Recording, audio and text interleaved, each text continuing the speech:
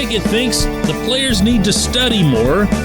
None of the other players are disagreeing with that. So where are the teachers? Good morning to you. Good Tuesday morning. I'm Dejan Kovacevic, and this is Daily Shot of Steelers. It comes your way bright and early every weekday. If you're into hockey and or baseball, I also offer daily shots of Penguins and Pirates in the same place that you stumbled into this.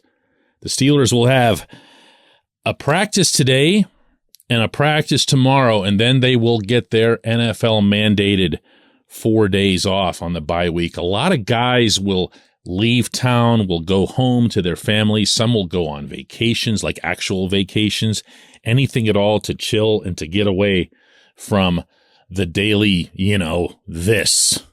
And it is a this at this point. When you hear players talking about things like dysfunction, that was a term that Cam Hayward used yesterday. When you hear Najee Harris, a second-year player, talking about accountability, when you hear a rookie who didn't even start the season in Pickett saying that players need to study, there are going to be people who will take all of these things as a collection, jumble them all up in a ball, and suggest that, the room is out of control, and everything points to Mike Tomlin is losing the players, and all that sort of stuff. It's standard responses in these situations. My own feeling, that's not to say everybody else is wrong, but my own feeling on this is, if I'm 2-6, I want my room to be raising all kinds of hell in all directions. I want there to be fingers pointing. I want there to be people who are upset. Take it from someone who covers the baseball team across the river. That isn't always the case. You can build a culture that's completely comfortable with losing, including at the player level, because the players know that nobody above them cares, so why should they? That is not what's happening with the Steelers. They're peeved. Pickett is peeved. To an extent, maybe Pickett is trying to exert some sort of sense that he can be that quarterback leader when actually Mitch Trubisky remains the offensive captain. Maybe he feels it necessary to send that signal. So he's going to say things. He's going to act a little ornery the way he did at the press conference Sunday in Philadelphia. And I'd never really seen him that edgy. But I don't think so. I think this player is just a competitor. And I think this player is mad, and he's mad for a reason. Because not only is the team not succeeding because of some players not doing what they're supposed to be doing, but also he isn't. Let me ask you this. Who are the only two people on the planet who can watch an NFL offensive play and know exactly who was supposed to be where, when, and why? Right. That's it. Just the quarterback and the offensive coordinator.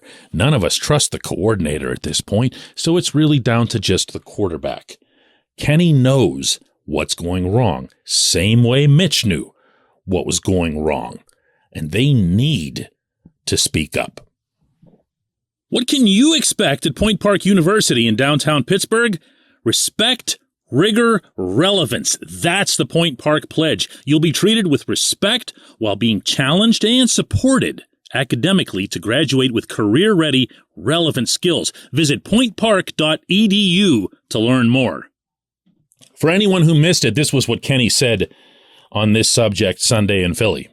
Yeah, not detailed, not detailed. Guys need to know what they're doing. We need to study more. I don't think we study enough as a group. There's way too many, penalties and stuff like that, which, we can control. It's all mental. So for that to happen, there's really no excuse for that. So, we have to figure that out and get it right. That was his answer to the second question in that session. And I got to admit, I didn't see it coming. I also didn't see it coming later on when he got, this is going to sound like I'm mad about it. I'm not. I couldn't care less. But he got a little bit snippy with people. He was a little bit ornery, I guess. Not so much with them. You could tell it wasn't with the reporter, but just with the situation. And even when the session ended and Bert Loughton, the media relations director, says, any other questions? And there's like no other response and everybody was done. And Kenny just kind of goes, good, and walks out. Again, I'm not saying this as if it's bad. I'm saying this as if it's good. This is what you want. This is the reaction that you want. But you know what else you want? You want these players to not have this as a cause. You want these players to actually be getting coached / instructed / taught correctly. And if those players don't execute the plays that they're supposed to be executing the way they're supposed to be executed, get them the hell out of the lineup. Now, I don't know who Kenny's talking about. My guess is that in some hidden form, he's got to have everyone in mind. He knows where the offensive line is supposed to be. Each guy on that line, he knows who's missing their blocks. He knows who's going to the wrong spot. He knows when the wide receivers are running the wrong routes or when they're supposed to be coming back to him or they're supposed to be going further. There was yet another gross miscommunication, for example, between him and Deontay Johnson, you might recall, down toward the Philadelphia end zone. And if you're someone who's followed Kenny's career and you know the studying that he does, you're going to give him the benefit of the doubt over Deontay all day long. Now, again, I could be wrong. I could be 180 degrees wrong. It might have been Kenny that screwed it up, but I don't think so. I don't think so. And when the quarterback knows this, knows, not guessing, not speculating, knows every single facet of how the play is supposed to go, he's got to say something. But the coaches also have to do something, and that obviously starts with Mike Tomlin. I don't know how you could watch this team, for all of the existing shortcomings that it would have, even if it operated in a pristine way in terms of execution, strategy, discipline, it still wouldn't be all that great of a football team. But to add on top of that, all of these rock-headed penalties that the offensive line takes, all of the illegal shifts, illegal motions. My goodness, there was an illegal alignment on a kickoff. I don't think I've ever seen that in my life. It's even infected special teams. Where does that come from? Why is that happening? I know where to start. When we come back, J1Q.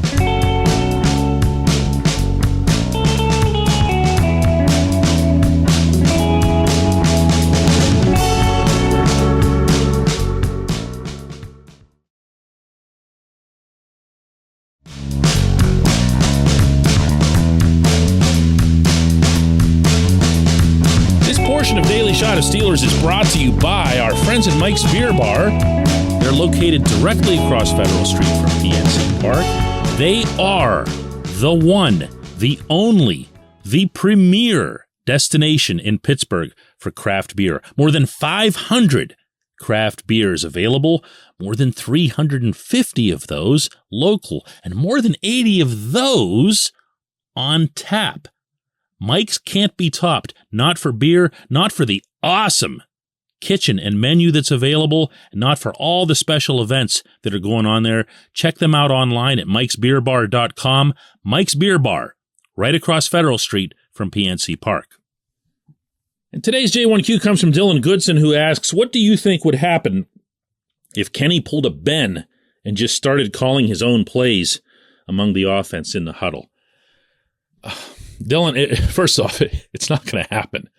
You're not going to see a rookie quarterback halfway into his first season. And if you can even call it that, because he didn't start out the season, he's had 4 games to his credit, really. You're not going to see them hand him the keys to the car, even if Tomlin has completely lost faith in Matt Canada, and one would hope that he has. You're not going to see any head coach feel comfortable with just, hey, here, you try it. It's not going to happen. You might want it to happen We might see this as a way out because we saw that as a way out for years with Ben. But let's not exaggerate either the impact of Ben and the no huddle.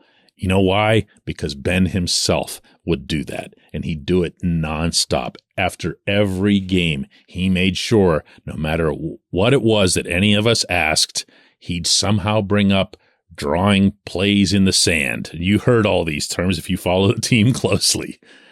He's still doing it on the show that he does, the podcast that he does now. He's still bringing up drawing plays in the sand, and even just this week made a reference to how 90% of the time when they were in no huddle, it was just him. Well, good, great. That's why he's headed to Canton. But this quarterback isn't even halfway through his first season in the NFL, and don't make me go back to Ben's rookie season and all the struggles that he had at the time for all the wondrous talent that he'd already been exhibiting. Would you maybe like to see Kenny do this? Sure, it'd be more fun. It would also take a villain out of the equation in Canada. Would I like to see it? Heck yeah, why not? I'd like to see anybody. I'd like to see people off the street calling plays rather than Canada. But it's not plausible, and it's not going to happen. Also, and let me bring this up, because I know there's still a whole lot of back and forth as it relates to quarterbacks. And now it seems, particularly within the fan base, that there's a sense that you can't criticize Kenny, or that the people who aren't ripping Kenny are afraid to, or whatever else here. Look, Kenny can play better. There's no question about that. There's passes that he's missing. There was a ball he threw 7 miles over Pat Freiermuth's head. I don't know, it just slipped out of his hand or whatever. It wasn't something that came up in the press conference, but it was a really, really bad ball. And he hasn't been perfect in terms of his execution or his decision-making or his vision either. He just hasn't. If he was, he would be leading the offense, Canada or no Canada, to more than one touchdown a game. You can overcome a crappy coordinator and put together a couple touchdowns a game. That isn't happening right now. And that does reflect on Kenny. He can be better. The difference here is I believe that he will get better. I didn't believe that with Mitch based on the much longer track record that Mitch has had in the NFL. So this isn't a matter of trying to play to somebody's heroes or the fact that, he was at Pitt and won a conference championship. I couldn't care less about that. Anybody who knows me. But I don't believe that everybody gets thrown into the same pile when it comes to the degree of criticism that you issue, for the simple reason that they're not all equal things. Did you hear me criticize Najee Harris last year the way I am now? No. Why? Second year. You need to be making a jump. Running backs have short NFL careers. You can't be throwing away the first two. That sort of thing. I appreciate the question. I appreciate everyone listening to Daily Shot of Steelers. We'll do another one of these tomorrow.